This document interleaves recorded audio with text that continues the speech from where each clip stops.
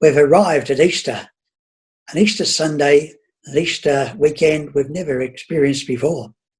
I would like to offer you two different reflections. I think they both relate to our present experiences. They concern first creation and secondly emptiness. Our first reading for the Easter Vigil takes place in a dark church and is the Bible story of creation with the repeated phrase, "And God saw that it was good." Now, when we're in a full liturgy, remember that those glorious images of creation accompanying the reading. It's always great to hear some oohs and ahs when people see flora and fauna and birds and plants on the screen coming up in the church. However, we quickly move to the next reading and the next reading in a normal liturgy because of the fullness of the liturgy. Perhaps a gift of isolation allows us to take time to stop and reflect, where in our busy lives this is not always the case. If you happen to be looking at this at night time, it would be a good time to stop and go outside and have a look up at the sky, have a look at the moon and the stars, reflect on the wonder of creation as we ourselves slow down a little bit. Even if you're not at night time, but in the daytime, do slow down and reflect on the beauty and the wonder of our world around us. Aren't we just so fortunate here in Templestowe to have so many parks and trees, places to walk and reflect, listen and smell, drink in. With a lot fewer cars on the road and fewer planes in the air, our earth is taking a breather too, huh?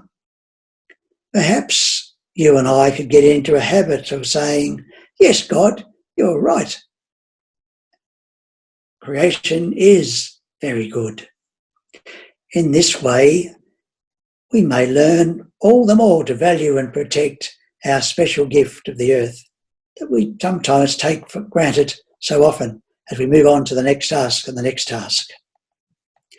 The second gift of our enforced isolation is to sit in that uncomfortable place of emptiness and absence.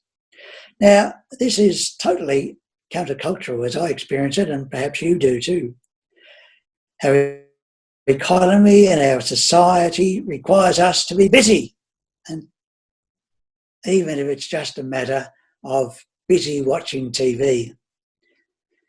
However, emptiness is what Mary and the disciples experienced.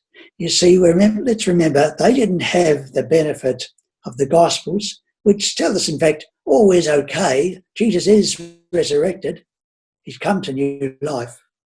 No, their world was shattered.